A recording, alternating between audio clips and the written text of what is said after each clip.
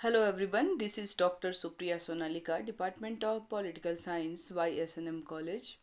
Dear students, very good morning to all of you.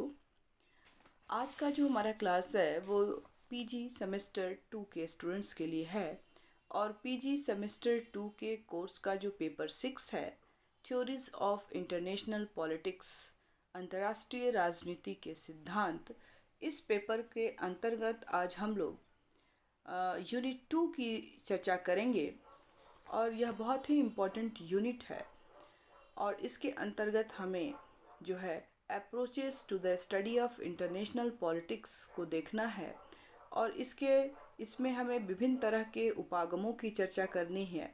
अंतर्राष्ट्रीय राजनीति के अध्ययन के उपागम हैं उनकी चर्चा करनी है और ये जो टॉपिक चूँकि यूजी के लिए भी इम्पोर्टेंट है और यूजी में इसमें जो टॉपिक्स दिए गए हैं उसके 2 थ्योरी को पढ़ना है, 2 उपागम को पढ़ना है और जो बाकी के उपागम हैं वो आपको पीजी में पढ़ना है।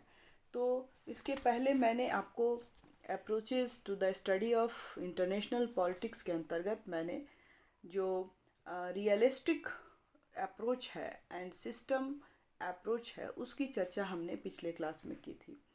आज के क्लास में हम लोग आइडियलिस्टिक थ्योरी जो है उसकी चर्चा करेंगे, गेम थ्योरी खेल सिद्धांत उसकी चर्चा करेंगे, डिसीजन मेकिंग थ्योरी इसकी चर्चा करेंगे। तो आज के क्लास में हम लोग 3 थ्योरीज की चर्चा करेंगे जो अंतर्राष्ट्रीय राजनीति के अध्ययन के जो सिद्धांत हैं उनके अंतर्गत हम लोग जो 3 थ्योरीज को पढ़ेंगे, जिसमें आइडियलिस्टिक थ्योरी आदर्शवादी सिद्धांत, दूसरा गेम थ्योरी खेल सिद्धांत और तीसरा डिसीजन मेकिंग थ्योरी जिसमें निर्णय निर्माण सिद्धांत। तो इसको देखेंगे कि इसका क्या योगदान है, किस प्रकार इनको पढ़ने, इन सिद्धांतों के द्वारा हम अंतर्राष्ट्रीय राजनीति को अच्छी तरह से जान सकते हैं, समझ सकते हैं और उनको यह हमारे अध्ययन में जो है किस तरह से हेल्प करते हैं, ये जो सारे अप्रोचेज हैं। तो इससे पहले हम लोग थोड़ा सा अंतर्राष्ट्रीय राजनीति या अंतर्राष्ट्रीय संबंधों की चर्चा करेंगे और फिर हम लोग जो है वो सिद्धांतों की चर्चा करेंगे, उपागम की चर्चा करेंगे। तो अंतर्राष्ट्रीय राजनीति का मूल समस्या जो है वो राज्यों के आपसी संबंधों के मूल कारणों का विश्लेषण करते हुए एक अस्थायी रचनात्मक विश्व शांति की परिस्थितियों को बनाना या निर्माण करना होता है, जिसमें सभी राष्ट्र सह अस्तित्व के आधार पर विकास करते हैं या कर सके।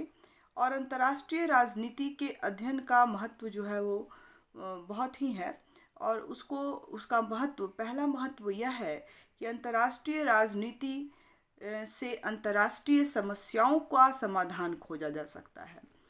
दूसरा जो महत्व है कि अंतर्राष्ट्रीय राजनीति जो है से विश्व राजनीति के आधारभूत तत्वों से परिचित हुआ जा सकता है। और तीसरा जो है अंतर्राष्ट्रीय राजनीति से विश्व में शांति का आधार जो है वो तैयार किया जा सकता है। और इस तरह से ये तीन जो महत्वपूर्ण जो है अंतर्राष्ट्रीय राजनीति के महत्व हैं, जिसके द्वारा हम अंतर्राष्ट्रीय राजनीति को पढ़ते हैं या समझने की कोशिश करते हैं। अब प्रोफेसर चार्ल्स मार्टिन ने कहा है, अंतर्राष्ट्रीय राजनीति के अध्ययन की मुख्य समस्या दो विरोधी स्थितियों विश्व शांति तथा युद्ध का एक साथ अध्ययन करना होता है। अंतर्राष्ट्रीय राजनीति विश्व सरकार की पृष्ठभूमि तैयार करती है। प्रसिद्ध दार्शनिक बर्ट्रांड रसेल के अनुसार विश्व सरकार के द्वारा ही विश्व शांति की स्थापना की जाती है और जिसके लिए उग्र राष्ट्रीयता और संप्रभुता की भावना की समाप्ति आवश्यक है। फेलिक्स ग्रास जो हैं उन्होंने कहा है कि अंतर्राष्ट्रीय राजनीति का अध्ययन वास्तव में विदेशी नीतियों के अध्ययन के अतिरिक्त और कुछ नहीं है। रसेल एच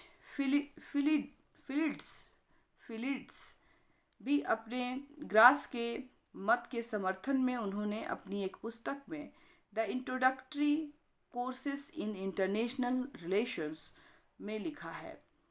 हंस जे मॉर्गेनथाउ ने कहा है कि अंतर्राष्ट्रीय राजनीति सभी राजनीतिक उद्देश्यों की भांति शक्ति के लिए संघर्ष है। कई विद्वानों का ऐसा कहना है कि अंतर्राष्ट्रीय राजनीति में शक्ति प्राप्त करने का प्रयास प्रत्यक्ष या अप्रत्यक्ष रूप से शक्ति प्राप्त करने, शक्ति वृद्धि करने एवं उसके प्रदर्शन करने आदि से संबंधित होता है या रखा जाता है, और इसलिए शक्ति के संदर्भ में ही अंतर्राष्ट्रीय राजनीति को समझने का प्रयास करना चाहिए या किया जा सकता है।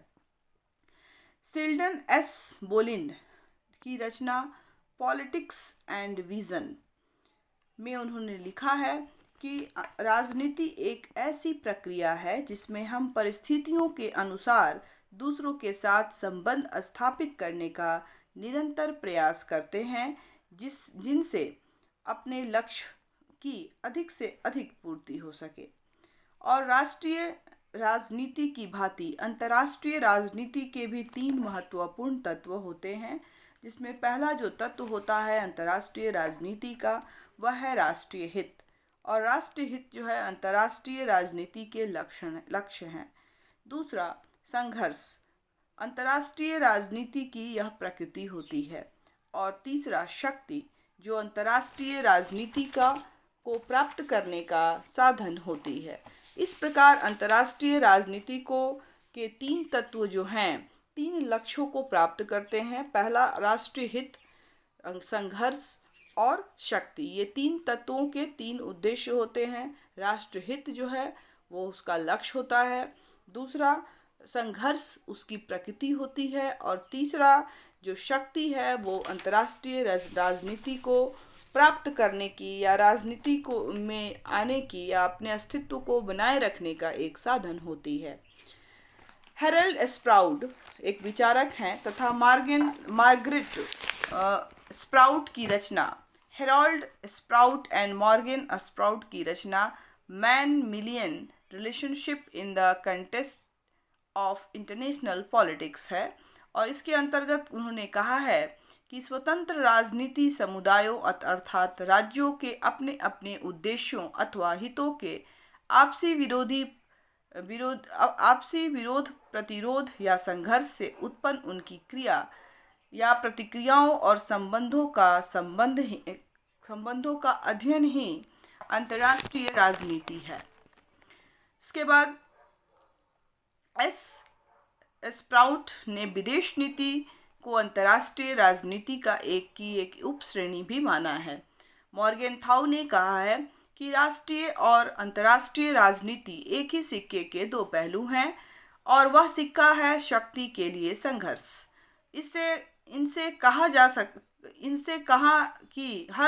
इन्होंने कहा कि हर तरह की राजनीति, चाहे वह राष्ट्रीय राजनीति हो या अंतर्राष्ट्रीय राजनीति, उसके 3 महत्वपूर्ण नीतियां उसकी आधार होती हैं।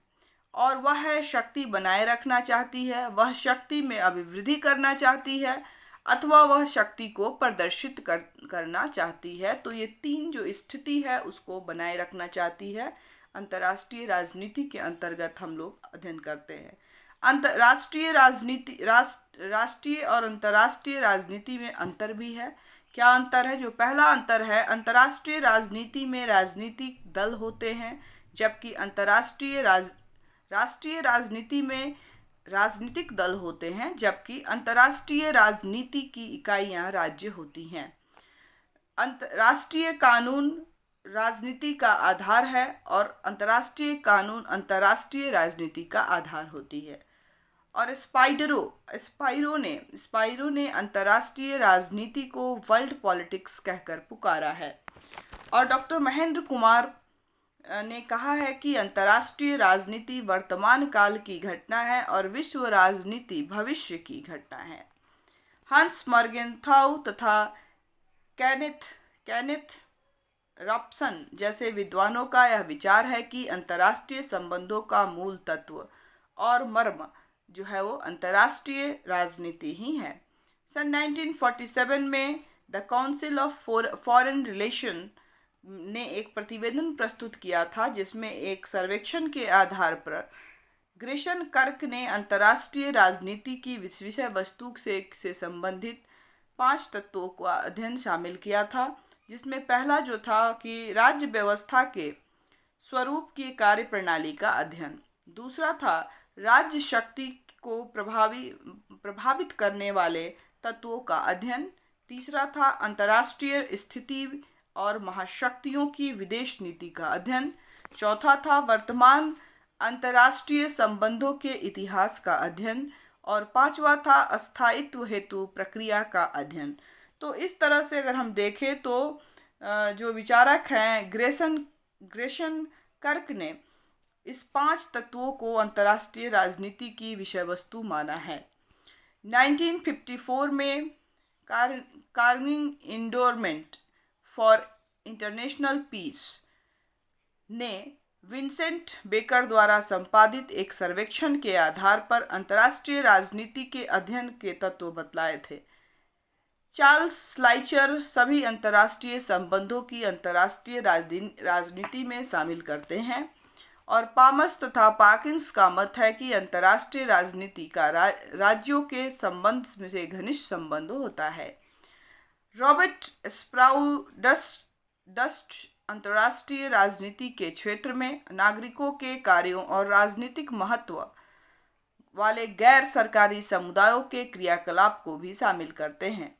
अगर अंतर्राष्ट्रीय राजनीति की विषय वस्तु की चर्चा करें तो इसकी विषय वस्तु जो है में निम्न चीज़ें पाई जाती हैं। फर्स्ट, अंतर्राष्ट्रीय राजनीति के प्रधान पात्र राज्य होते हैं। दूसरा, अंतर्राष्ट्रीय राजनीति शक्ति के अध्ययन पर बल देती है। तीसरा, अंतर्राष्ट्रीय राजनीति अंतर्राष्ट्रीय संस्थानों तथा संगठनों का अध्ययन कराती है। नेक्स्ट, अंतर्राष्ट्रीय युद्ध एवं शांति की गतिविधियों का अध्ययन पर बल देती है। नेक्स्ट, अंतर्राष्ट्रीय विदेश नीति निर्माण की प्रक्रिया का अध्ययन कराती है, ऐसे फिलिक्स ग्रास का मानना है। अंतर्राष्ट्रीय राजनीति नेक्स्ट, अंतर्राष्ट्रीय राजनीति अंतर्राष्ट्रीय कानूनों के अध्ययन पर बल देती है। नेक्स्ट, अंतर्राष्ट्रीय राजनीति अंतर्राष्ट्रीय व्यापार एवं आर्थिक संगठनों का अध्ययन कराती है। नेक्स्ट, अंतर्राष्ट्रीय राजनीति सैनिक संगठनों तथा राजनीतिक गुटों का भी अध्ययन कराती है। तो इस प्रकार ये सभी जो हैं अंतर्राष्ट्रीय राजनीति की विषय वस्तु में शामिल हैं। पाबस तथा पाकिंस जैसे विद्वान अंतर्राष्ट्रीय राजनीति को एक स्वायत्त विषय मानते हैं और उनका तर्क है कि इन विषयों के अध्ययन हेतु विशिष्ट पद्धतियां या विशिष्ट सिद्धांतों तथा एक विशिष्ट प्रकार के ज्ञान का प्रयोग किया जाता है और इसके विपरीत सोवियत विद्वान इसे इतिहास का ही एक अंग मानते हैं। 1919 में वेल्स विश्वविद्यालय ने अंतर्राष्ट्रीय राजनीति की पहली गद्दी को सुशोभित करने वाले इतिहास के सुप्रसिद्ध विद्वान अल्फ्रेड जीगर ने यह कहा था कि शैक्षणिक दृष्टि से अंतर्राष्ट्रीय राजनीति स्पष्ट रूप से एक पृथक विषय नहीं है, इसकी कोई निश्चित पाठ्यक्रम सामग्री नहीं है और यह विषय न होकर कई विषयों का समूह है। इसमें कानून, अर्थशास्त्र, राजनीतिक शास्त्र, भूगोल जैसे कई विषयों का अध्ययन किया जाता है। अंतर्राष्ट्रीय राजनीति के ज्ञान को एक स्वायत्त शाखा के रूप में अध्ययन करने के लिए सर्वप्रथम 1919 में अलग से आचार्य के पद की स्थापना वेल्स विश्वविद्यालय के द्वारा की गई थी और इस पद पर क्रमशः अल्फ्रेड जीमर तथा चार्ल्स वेबस्टर नियुक्त हुए थे और वे दोनों ही उस समय के ख्याति प्राप्त इतिहासकार थे। इसके बाद कार की नियुक्ति हुई जो कि इतिहासकार ही थे। 1945 के बाद एक स्वायत्त अनुशासन के रूप में अंतर्राष्ट्रीय राजनीति का अध्ययन शुरू हुआ और अंतर्राष्ट्रीय राजनीति की स्वायत्त विषय का दर्जा दिलाने में अमेरिकी विद्वानों विशेषकर मॉर्गेनथाउ, रिचर्ड सी स्नाइडर, चार्ल्स मैकेलेंडर आदि का नाम प्रमुख है। भारत में जवाहरलाल नेहरू विश्वविद्यालय में इसे स्वायत्त विषय के रूप में इसका अध्ययन जो है वो यहाँ पे होता है। अंतर्राष्ट्रीय दृष्टिकोण जो है, अंतर्राष्ट्रीय दृष्टिकोण अंतर्राष्ट्रीय राजनीति के अध्ययन में जो है बहुत सारे दृष्टिकोण में भिन्नता पाई जाती है और इसके अध्ययन के बहुत सारे दृष्टिकोण हैं और इसका मुख्य कारण अंतर्राष्ट्रीय वास्तविकता के बारे में विद्वानों द्वारा विभिन्न दृष्टिकोण को अपनाया जाना है और अंतर्राष्ट्रीय वास्तविकता को आदर्शवादी एक दृष्टिकोण से देखते हैं तो यथार्थवादी एक अपनी दृष्टिकोण से। आगे चलकर इन्हीं दृष्टिकोणों के आधार पर अंतर्राष्ट्रीय राजनीति के सिद्धांतों के निर्माण में आंशिक प्रयत्न किया गया है और जॉन हार्ज ने द्विध्रुवीकरण और परमाणु युग की सख्त व्यवस्था में बदलती हुई अंतर्राष्ट्रीय राजनीति का सम्यक अध्ययन प्रस्तुत किया है। जॉर्ज लिस्का ने अंतर्राष्ट्रीय साम्यवाद तथा मार्टिन कैप्लन ने अंतर्राष्ट्रीय राजनीति की व्यवस्था और प्रक्रिया पर प्रकाश डाला है। तो आगे चलकर अर्नेस्ट हास तथा हेरल्ड डी लासवेल, कार्ल मैनहीम तथा रॉबर्ट मैकाइबर तथा वेबर ने में भी सैद्धांतिक आधारों के विकास में योगदान दिया है और मोटे रूप में अंतर्राष्ट्रीय राजनीति के अध्ययन में 4 महत्वपूर्ण उपागम जो हैं वो ज़्यादातर प्रचलित हैं, जिसमें आदर्शवादी दृष्टिकोण, यथार्थवादी दृष्टिकोण, परंपरावादी दृष्टिकोण, व्यवहारवादी दृष्टिकोण बनाम वैज्ञानिकवादी दृष्टिकोण है। आज हम लोग जो अपने क्लास में चर्चा करेंगे वो आदर्शवादी दृष्टिकोण की चर्चा करेंगे। हमने अपने लास्ट क्लासेस में व्यवहारवादी तथा व्यवस्थावादी सिद्धांतों का अध्ययन किया था और देखा था कि किस तरह से इन सिद्धांतों के आधार पर अंतर्राष्ट्रीय राजनीति को समझा जा सकता है। आदर्शवादी दृष्टिकोण क्या है, इसको अब समझने की कोशिश करते हैं। तो आदर्शवादी दृष्टिकोण जो है वो समूचा चिंतन जो है, पूरा चिंतन जो है वो समाज के विकासात्मक प्रगति होने में के व्यापक विचार के आधार पर खड़ा है। इस विचार का जन्म 18वीं शताब्दी में हुआ था और आमतौर से यह माना जाता है कि अमेरिकन और फ्रेंच क्रांतियों का मुख्य प्रेरणा स्रोत आदर्शवाद का ही है। सन 1795 में कैंडरसेट ने अपने ग्रंथ में एक ऐसी ही विश्व व्यवस्था की कल्पना की थी जिसमें ना युद्ध के लिए कोई स्थान था, ना विषमता के लिए कोई स्थान, ना ही अत्याचार के लिए कोई स्थान था। उसने यह विश्वास प्रकट किया कि मनुष्य अपनी बुद्धि, शिक्षा, विज्ञान के उपयोग से इतनी उन्नति कर लेगा कि भावी समाज में हिंसा, हत्या, अनैतिकता, सत्तालोपुता और शक्ति के लिए संघर्ष की भावना सर्वदा लुप्त हो जाएगी। आदर्शवाद भविष्य के ऐसे अंतर्राष्ट्रीय समाज की तस्वीर पेश करता है जो शक्ति, राजनीति, अनैतिक और हिंसा से सर्वदा मुक्त हो। इसकी यह मान्यता है कि वर्तमान समय के अंतर्राष्ट्रीय संघर्षों का निवारण शिक्षा और सुधार के प्रयोग से हो सकता है। अंतर्राष्ट्रीय राजनीति में आदर्शवादी दृष्टिकोण का संबंध क्या होना चाहिए से है। आदर्शवादी चिंतन इस प्रश्न पर विचार करते हैं कि विश्व में न्याय और शांति कैसे स्थापित की जा सकती है और युद्धों का उन्मूलन कैसे किया जा सकता है। अंतर्राष्ट्रीय सहयोग किस प्रकार विकसित हो सकती है और शक्तिशाली राज्यों द्वारा शक्तिहीन राज्यों का शोषण किस प्रकार समाप्त किया जा सकता है आदि। आदर्शवादी दृष्टिकोण संस्थावादी तथा विधिवादी अध्ययन की ओर प्रवृत्त है। अंतर्राष्ट्रीय राजनीति की जटिल समस्याओं के समाधान के लिए यह 3 बातों पर बल देता है। पहला, राष्ट्रों को अपने अंतर्राष्ट्रीय व्यवहार में नैतिकता सिद्धांतों पर चलना चाहिए और परंपरागत शक्ति राजनीति से दूर रहने का यत्न करना चाहिए। दूसरा, शक्ति राजनीति के प्रबल पोषक सर्वाधिकारवादी दल रहे हैं, अतः ऐसे दलों के अस्तित्व को समाप्त करने का प्रयत्न करना चाहिए। तीसरा, विश्व सरकार की स्थापना करके शक्ति राजनीति को सदैव के लिए दफना देना चाहिए। तो इन 3 सिद्धांतों की जो है वो चर्चा या 3 तरह के विचारों की अंतर्राष्ट्रीय समाधान की बात वह जो है आदर्शवादी जो दृष्टिकोण है यह बतलाता है। अंतर्राष्ट्रीय राजनीति को स्वयं में साध्य न मानकर केवल एक साधन मानते हैं जिनका उद्देश्य अंतर्राष्ट्रीय न्याय का विकास करना होता है।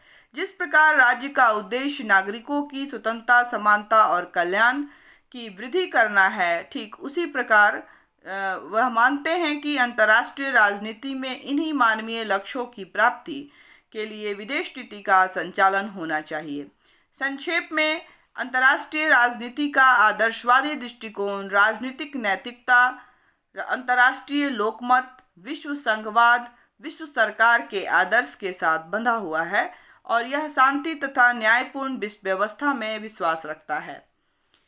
आदर्शवादी दृष्टिकोण की अब हम आलोचना देखेंगे, समालोचना, कि इस सिद्धांत की आलोचना निम्नलिखित तर्कों के आधार पर की गई है। पहला जो तर्क दिया गया है कि आदर्शवादी व्यवस्था तभी संभव हो सकती है जब राज्य पारस्परिक संबंधों के बल और सैनिक प्रयोग के परित्याग कर दे, इसके स्थान पर नैतिक युद्धों का पालन करे, किंतु यह निकट तो क्या दूर भविष्य में भी संभव दिखाई नहीं देता।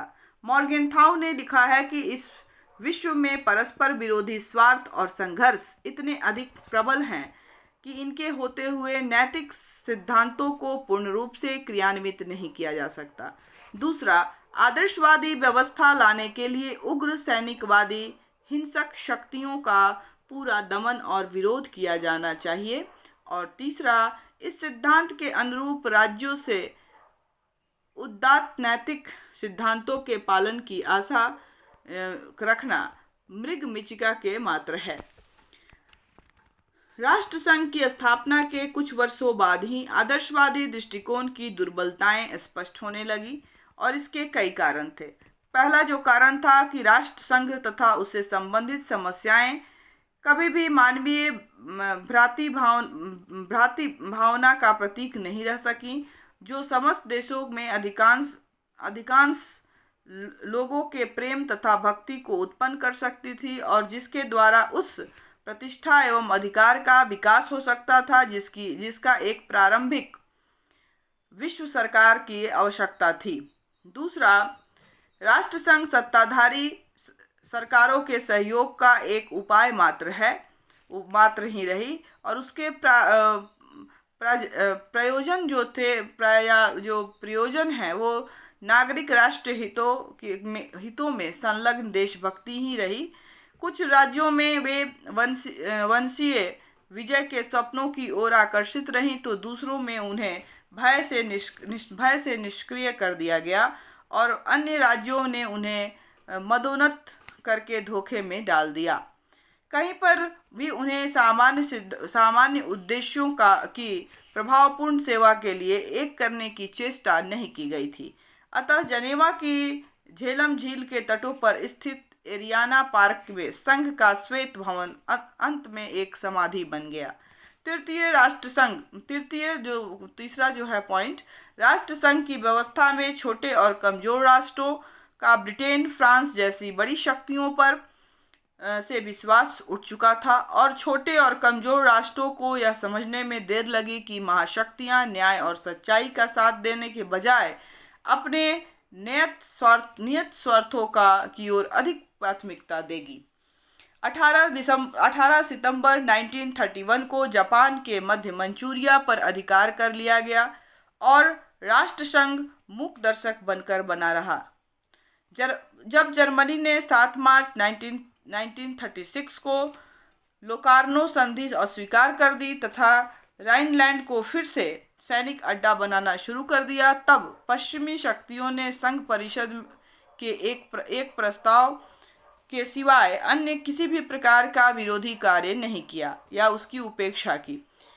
इसके बाद भी जर्मनी के पुनः शस्त्रीकरण तथा आक्रामक हलचलों को भी जनेवा में कोई प्रतिध्वनि नहीं सुनाई दी और नहीं हो सकी और हिटलर तथा मुसोलिनी के प्रति ब्रिटेन और फ्रांस की तुष्टीकरण की नीति ने आदर्शवादी दृष्टिकोण की पोल खोलकर रख दी।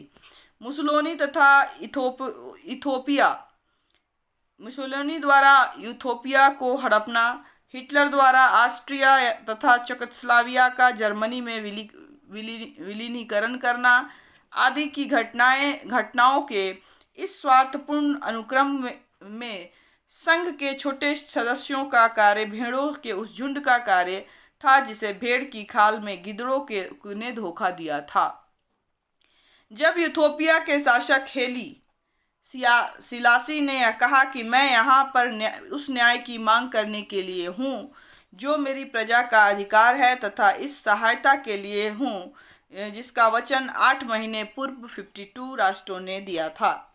12 मई 1938 को लॉर्ड हैलिफैक्स ने जो उत्तर दिया उसने आदर्शवाद को अंतर्राष्ट्रीय राजनीति से पूरी तरह से तिलांजलि दे दी और हैरी फेलिक्स ने कहा कि वास्तविकताओं का सामना करने से कुछ भी प्राप्त नहीं नहीं हो सकता, वरन बहुत कुछ खोया जा सकता है। राष्ट्रसंघ अवश्य ही महान है, परंतु जिन उद्देश्यों की पूर्ति के लिए उसका अस्तित्व आया है वे उससे भी महान है तथा इन उद्देश्यों में सबसे महानतम शांति है।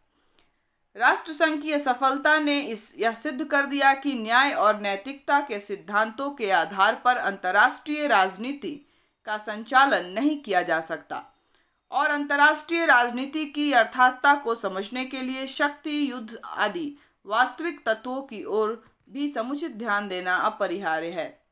अंतर्राष्ट्रीय राजनीति के मूल यथार्थ प्रेरणाओं की उपेक्षा करने के कारण आदर्शवादी दृष्टिकोण अंतर्राष्ट्रीय संबंधों के विश्लेषण में विशेष जो है सहायक वो नहीं बनी।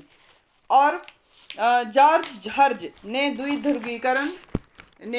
द्विध्रुवीकरण और परमाणु युग की शस्त्र व्यवस्था में बदलती अंतर्राष्ट्रीय राजनीति की सम्यक अध्ययन प्रस्तुत की है। आदर्शवादी दृष्टिकोण का जन्म 18वीं शताब्दी में माना जाता है। अमेरिका और फ्रेंच क्रांतियों का मुख्य प्रेरणा स्रोत आदर्शवाद ही था। 1795 में कैंडरसेंट ने अपने ग्रंथ में एक ऐसे ही विश्व की व्यवस्था की कल्पना की थी जिसमें ना युद्ध हो, ना के लिए कोई स्थान हो, ना विषमता के लिए और ना ही अत्याचार के लिए। आदर्शवादी दृष्टिकोण संस्थावादी तथा विधिवादी अध्ययन की ओर प्रवृत्त है। अंतर्राष्ट्रीय राजनीति की जटिल समस्याओं का समाधान के लिए 3 बातों पर बल देता है। पहला, राष्ट्रों को अपने अंतर्राष्ट्रीय व्यवहार में नैतिक सिद्धांतों पर चलना चाहिए और परस्पर शक्ति राजनीति से दूर रहने का यत्न करना चाहिए। दूसरा, शक्ति राजनीति के प्रबल पोषक सर्वाधिकारवादी दल हैं, अतः ऐसे दलों के अस्तित्व को समाप्त करने के लिए यत्न करना चाहिए। और तीसरा, विश्व सरकार की स्थापना करके शक्ति राजनीति को सदैव के लिए दफना देना चाहिए। आदर्शवादी अंतर्राष्ट्रीय राजनीति को स्वयं के साध्य न मानकर केवल एक साधन मानते हैं जिनका उद्देश्य अंतर्राष्ट्रीय न्याय का विकास करना है। और जिस प्रकार राज्य का उद्देश्य नागरिक की स्वतंत्रता, समानता और कल्याण की वृद्धि करना है, ठीक उसी प्रकार वे मानते हैं कि अंतर्राष्ट्रीय राजनीति में इन्हीं मानवीय लक्ष्यों की प्राप्ति के लिए विदेश नीति का संचालन किया जाना चाहिए। यह होता है। संक्षेप में, अगर अंतर्राष्ट्रीय राजनीति का आदर्शवादी दृष्टिकोण राजनीतिक नैतिकता, अंतर्राष्ट्रीय लोकमत, विश्व संघवाद, विश्व सरकार के आदर्श के साथ बंधा है, यह शांति और न्यायपूर्ण विश्व व्यवस्था में विश्वास रखता है। दूसरा जो सिद्धांत है आदर्शवादी सिद्धांत के बाद, वो है खेल सिद्धांत। और खेल सिद्धांत में क्या कहा गया है अब हम इसको समझते हैं। गणितज्ञ या जो अर्थशास्त्रियों ने खेल सिद्धांतों को विकसित किया है, जिसको गेम थ्योरी इंग्लिश में कहते हैं। और इस दृष्टिकोण के निर्माण की कला को अंतर्राष्ट्रीय राजनीति में प्रयोग की कोशिश करना है, जिसमें अनेक समानताओं के आधार पर अंतर्राष्ट्रीय राजनीति को एक खेल मान लिया जाता है और उसके अध्ययन के लिए खेल जैसा एक प्रतिरूप का नमूना बनाकर अंतर्राष्ट्रीय संबंधों का अध्ययन किया जाता है। खेल सिद्धांत में गणितीय प्रतिमान को अंतर्राष्ट्रीय राजनीति पर लागू करने की विशेष प्रयत्न दिखाई देता है। और खेल सिद्धांत के महत्व को प्रतिपादन करने वालों में मार्टिन सुबिक, कार्ल ड्रवाइक तथा ऑस्कर मॉर्गेनिस्टन के नाम प्रमुख हैं। जर्मनी गणितज्ञ लीबनिज ने 1710 में इसकी आवश्यकता और महत्व को समझ लिया था, किंतु उसके व्यापक प्रयोग का श्रेय जॉन न्यूमैन को है। न्यूमैन ने इसका प्रयोग अर्थशास्त्र में किया था और इसके बाद टारमन सेलिंग ने इसका विकास किया है, जो खेल सिद्धांत है उसका। अंतर्राष्ट्रीय राजनीति में मार्टिन कैप्लन तथा आयरली बर्न्स तथा रिचर्ड एक्वांट ने खेल सिद्धांत के प्रतिमानों को अपनाने का प्रयत्न किया और इन विचारकों ने अंतर्राष्ट्रीय राजनीति को समझने के लिए खेलों को माध्यम बनाया। खेल उपागम विश्लेषण एक तरीका है जिसमें कई विकल्पों में श्रेष्ठ विकल्प का चयन किया जाता है और यह सिद्धांत इस प्रश्न का उत्तर देता है कि किन परिस्थितियों में कौन सी क्रिया, निर्णय अथवा विकल्प जो है वो विवेक संगत होंगे। खेल सिद्धांत उन लोगों के लिए बहुत उपयोगी है जो एक विशेष समस्या पर निर्णय लेना चाहते हैं अथवा जो अपने विकल्पों की तुलना में उपयोगिता देखना चाहते हैं। खेल सिद्धांत में यह मान लिया जाता है कि जिस प्रकार शतरंज आदि के खेलों में दो या अनेक प्रतिद्वंदी एक दूसरे को हटाने के लिए विभिन्न प्रकार की चालें चलते हैं, ठीक उसी प्रकार अंतर्राष्ट्रीय राजनीति के क्षेत्र में भी विभिन्न राज्य नाना प्रकार के चाल चलकर अपने अपने विरोधियों को परास्त करने का प्रयास करते हैं। खेल सिद्धांत में जिस खेल की चर्चा की गई है वह युक्ति का खेल है, ना कि संयोग का खेल। एक खेल की भांति इस सिद्धांत में भी स्वयं के नियम, खिलाड़ी, क्रियाएं, रणनीतियां तथा क्षतिपूर्ति आदि होते हैं और यह खेल प्रतिस्पर्धापूर्ण और सहकारितापूर्ण दोनों ही प्रकार का हो सकता है। खेल के सिद्धांत की विश्लेषण की इकाई खिलाड़ी होता है और खिलाड़ी का अर्थ उससे है जो निर्णय लेता है। खिलाड़ी दो भी हो सकते हैं और उससे भी अधिक हो सकते हैं। खेल में विभिन्न तरह के नियम होते हैं और इन नियमों पर खिलाड़ी का वश नहीं होता। जैसे कि शतरंज का नियम है कि पैदल मोहरा एक बार में 1 या 2 घर पार कर सकता है। खेल के नियम भी यह निर्णय करते हैं कि एक खिलाड़ी क्या कदम उठाएगा और खेल में हर पात्र इस कोशिश में लगा होता है कि वह अपने लिए अधिकतम लाभ अर्जित करेगा।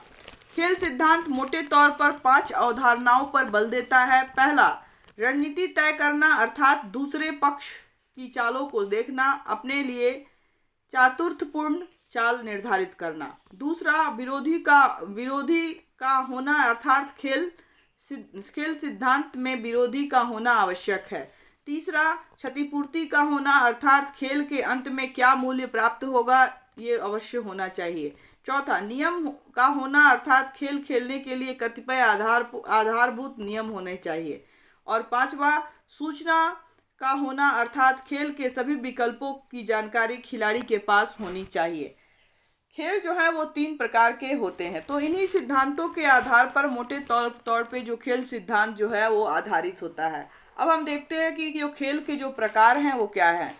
तो खेल के प्रकार जो होते हैं वो 3 तरह के खेल के प्रकार होते हैं और उसमें पहला जो है खेल का प्रकार वो है शून्य जोड़ खेल, 0 सम गेम। दूसरा है सतत जोड़ खेल, कांस्टेंट सम गेम। और तीसरा है अशून्य जोड़, नॉन जीरो सम गेम्स। ये 3 तरह के खेल जो है सिद्धांत के अंतर्गत खेले जाते हैं। तो शून्य जोड़ में कुल खिलाड़ियों की हानियों का अर्थ दूसरे खिलाड़ियों का लाभ होता है। सतत जोड़ जो खेल एक ऐसा खेल है जिसमें किसी भी पक्ष को लाभ किसी दूसरे की कीमत पर नहीं मिलता और इस प्रकार के खेलों को समझने के लिए एक बाजार की कल्पना की जा सकती है जिसमें कुछ सामान एक निश्चित संख्या में और कीमत पर में बिकता है और इस बाजार के प्रतिद्वंदियों को जो लाभ मिलता है वह स्पष्टतः किसी पक्ष की हानि को देकर प्राप्त नहीं होता, सभी को समान लाभ प्राप्त होता है। अशून्य जोड़ खेल इस प्रकार का खेल है जो उपयुक्त दोनों खेलों के बीच की स्थिति का द्योतक है और इसमें खेलों के विभिन्न पक्षों के बीच प्रतिस्पर्धा भी रह सकती है और या सहयोग भी हो सकती है। मार्टिन शुलिक खेलों के प्रकारों को 3 वर्गों में रखते हैं। पहला परिणाम के आधार पर, दूसरा अवधि के आधार पर और तीसरा समाधान के आधार पर। राइकर अशून्य योग खेल को राजनीतिक संवदी के सिद्धांत का नाम देता है का प्रतिपादन किया है। राइकर का सिद्धांत 2 आधारभूत मान्यताओं को लेकर चलता है। उसकी पहली मान्यता मनुष्य की बौद्धिक है, तो दूसरी मान्यता उसके अनुसार राइकर का कहना है कि यद्यपि राजनीतिक जीवन में युद्ध तथा चुनाव शून्य योग क्रीड़ाओं के उदाहरण पेश करते हैं, फिर भी इन परिस्थितियों में सभी लोगों को पूर्णतः लाभ प्राप्त नहीं होता। संक्षेप में राइकर का मूल्य उद्देश्य यह रहा है कि अंतर्राष्ट्रीय राजनीति में उन नियमों की खोज की जाए जो संगठन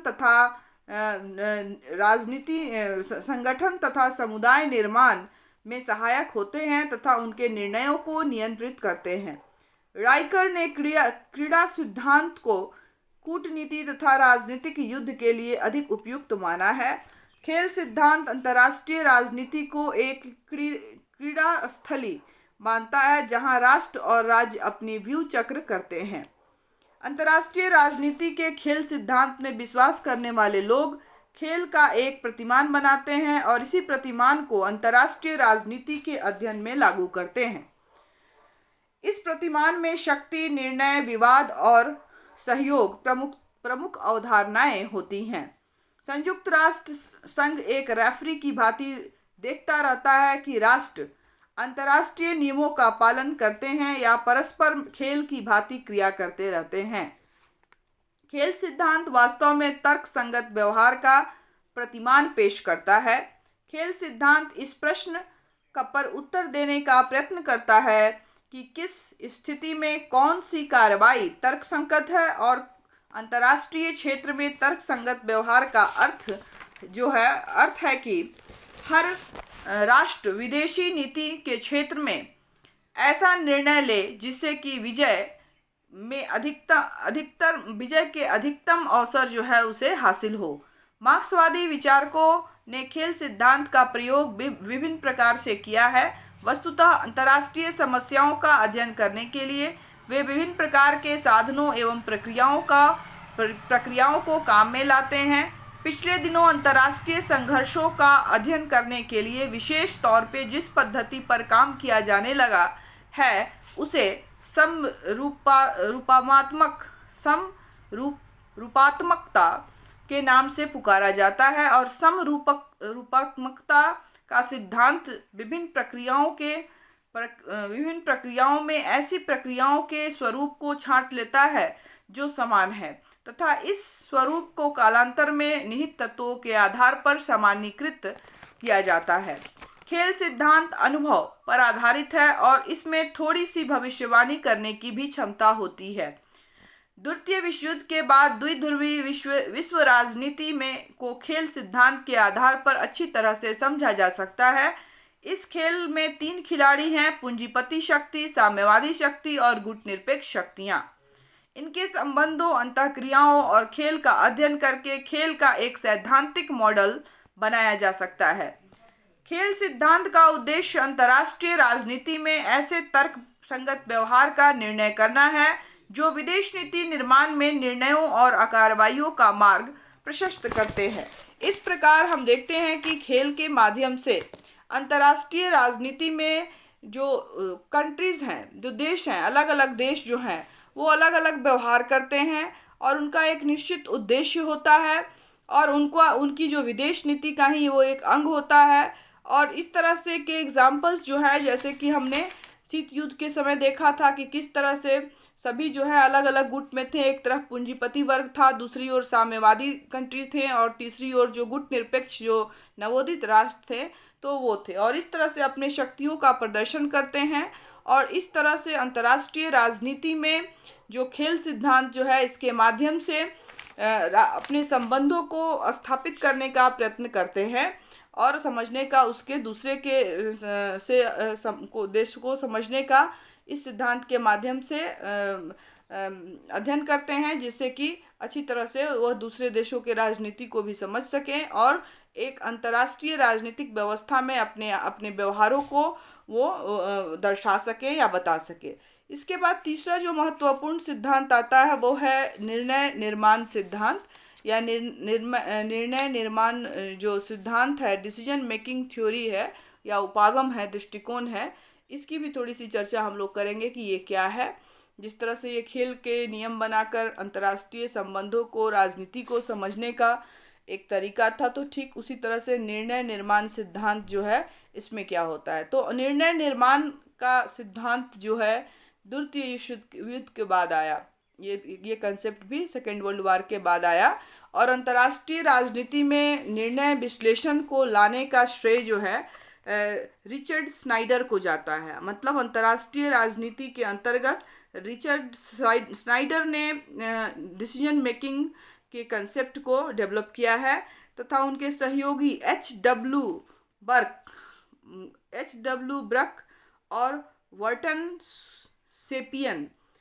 सेपियन जो थे, इनको जाता है अंतर्राष्ट्रीय राजनीति में निर्णय निर्माण सिद्धांत को लाने का, उसकी व्याख्या करने का, उसको अध्ययन करने का। इन्होंने खास तौर से विदेश नीति के अध्ययन के में निर्णय निर्माण सिद्धांत का प्रयोग किया और इस दृष्टिकोण से इनकी पुस्तक foreign policy decision making in approach to the study of international politics जो इनकी पुस्तक है उसके अंतर्गत इसके महत्व की चर्चा इन्होंने की है। इनकी पुस्तक का नाम foreign policy decision making in approach to the study of international politics है। ठीक है। निर्णय निर्माण अंतर्राष्ट्रीय कर्ताओं के अधिमान्य व्यवहार के अध्ययन पर बल देता है जो अंतर्राष्ट्रीय घटना चक्र को निर्धारित एवं प्रभावित करती है। निर्णय निर्माण सिद्धांत विदेश नीति निर्माण की लंबी प्रक्रिया के लिए की जाने वाले निर्णयों के अध्ययन पर भी जोर देती है। राजनीति विज्ञान में इसका प्रयोग मतदान व्यवहार, विधायिका में मतगणना और जनमत के अध्ययन के लिए भी किया जाता है डिसीजन मेकिंग थ्योरी का या अप्रोच का इंटरनेशनल पॉलिटिक्स के अंतर्गत। निर्णय निर्माण सिद्धांत अंतर्राष्ट्रीय राजनीति को एक नए दृष्टिकोण से देखता है और जॉन बार्टन ने अपनी पुस्तक इंटरनेशनल रिलेशंस में शक्ति के संदर्भ में निर्णय निर्माण सिद्धांत की विश्लेषण जो है वो की है। तो इस तरह से हम देखते हैं कि अंतर्राष्ट्रीय राजनीति के अंतर्गत जो निर्णय निर्माण सिद्धांत है, इसको जो स्नाइडर हैं, रिचर्ड स्नाइडर ने इसको लाया और अपने सहयोगियों के साथ इसको आगे बढ़ाया और इसमें राजनीति विज्ञान के अंतर्गत जो है इसका अध्ययन जो है मतदान के व्यवहार को गिनने के लिए, उनके प्रति जो डिसीजन है उसको लेने के लिए, विधायिका में जो मतगणना है उससे, और जनमत जो है उसका अध्ययन करने के लिए इस निर्णय निर्माण सिद्धांत की चर्चा की है। तो ये था हम लोग का क्लास जिसमें हमने देखा कि आदर्शवादी जो सिद्धांत है वो क्या है। उसके बाद हमने देखा कि खेल सिद्धांत क्या है। जैसे कि आदर्शवादी सिद्धांत जैसे के बारे में, जैसा कि विद्वानों ने बताया कि जो आदर्शवादी सिद्धांत जो है वो फर्स्ट वर्ल्ड वॉर के बाद इसको लाया गया और उसमें जो है यह जो आदर्शवादी जो सिद्धांत है वो अंतर्राष्ट्रीय राजनीति को स्वयं में साध्य न मानकर केवल साधन के रूप में इसको मानते हैं और इसकी जो प्रगति हुई 18वीं शताब्दी में लगभग हुई और इस पर नैतिकता, इसके अंतर्गत जो नैतिकता है या नैतिक जो व्यवहार है उसका अध्ययन किया जाता है और इसको आदर्शवादी विचारकों का यह मानना है कि न्याय का विकास कैसे हो विश्व में, इसका अध्ययन करना है और जिस प्रकार राज्य का उद्देश्य नागरिकता, स्वतंत्रता, समानता और कल्याण की वृद्धि करना है, ठीक उसी प्रकार अंतर्राष्ट्रीय राजनीति में इन्हीं मानवीय लक्ष्यों की प्राप्ति के लिए विदेश नीति का संचालन होना चाहिए और अंतर्राष्ट्रीय राजनीति का आदर्शवादी दृष्टिकोण नैतिकता, अंतर्राष्ट्रीय लोकमत, विश्व संघवाद और विश्व सरकार के आदर्श से बंधा हुआ एक कंसेप्ट है जो शांति और न्यायपूर्ण विश्व व्यवस्था की में विश्वास रखता है।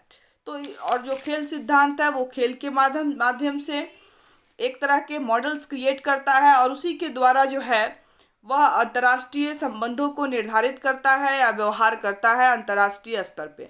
और तीसरा जो है वो आपका निर्णय निर्माण सिद्धांत था, जो हमने देखा कि किस तरह से निर्णय निर्माण जो है बहुत ही इम्पोर्टेंट कंसेप्ट है और इसका यूज जो है पॉलिटिकल साइंस के अंतर्गत या अंतर्राष्ट्रीय राजनीति के अंतर्गत जो मतदान व्यवहार है, लोकमत है, इन सब की गणना करने के लिए इस सिद्धांत का उपयोग जो है वो बहुत ही उपयोगी है।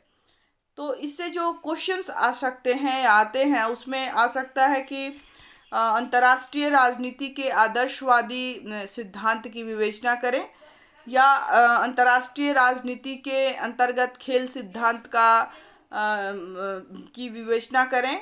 और क्वेश्चन आ सकता है कि अंतर्राष्ट्रीय राजनीति के अंतर्गत निर्णय निर्माण सिद्धांत जो है उसकी चर्चा करें। तो इस तरह से डायरेक्टली जो है वो क्वेश्चंस इसमें आ सकता है, या आ सकता है कि आदर्शवादी सिद्धांत की विवेचना करते हुए व्यवहारवादी सिद्धांत से इसके अंतर को बताएं या आलोचनात्मक अध्ययन करें, क्योंकि आदर्शवाद के बाद जो है वो व्यवहारवादी सिद्धांत आया है।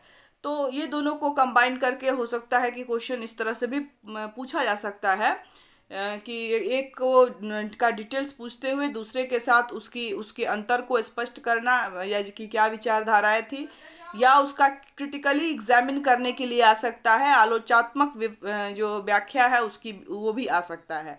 तो इस तरह से ये जो चैप्टर है ये बहुत ही इम्पोर्टेंट है अंतर्राष्ट्रीय राजनीति को समझने के लिए। चूँकि थ्योरी का पेपर है, थोड़ा सा डिफ़िकल्ट होता है समझना पढ़ना इसको, लेकिन अगर आप बार बार इसको पढ़ेंगे, रिवाइज करेंगे तो इन तीनों के कंसेप्ट को समझ सकते हैं कि ये जो 4-5 सिद्धांत है, स्पेशली पीजी में आपको 5 थ्योरी इसमें पढ़ना है, जो 5 उपागम हैं अंतर्राष्ट्रीय राजनीति के अंतर्गत दिए गए हैं, जिसमें आपका आदर्शवादी, व्यवहारवादी, व्यवस्थावादी सिद्धांत, खेल सिद्धांत तथा डिसीजन मेकिंग सिद्धांत, ये 5 तरह के सिद्धांतों को आपको यहाँ पीजी में पढ़ना है। और यूजी में इसी टॉपिक से जो है आपको रियलिस्टिक, व्यवहारवादी और सिस्टम थ्योरी के बारे में पढ़ना है, और ये दोनों के लिए इम्पोर्टेंट है। बस उसमें 2 पढ़ना है और इसमें 5 सिद्धांत पढ़ना है, यही डिफरेंसेस है। आई होप आपको समझ में आया हो। अगर कोई कन्फ्यूजन हो तो आप कमेंट सेक्शन में जाके उसमें अपने प्रश्न डाल सकते हैं। हम लोग नेक्स्ट क्लास में उस पर चर्चा करेंगे। और आज का क्लास हम लोग यहीं समाप्त करते हैं। नए टॉपिक के साथ बहुत जल्द हम फिर मिलेंगे। तब तक के लिए घर में रहें, सुरक्षित रहें, पढ़ते रहें। Thank you all of you.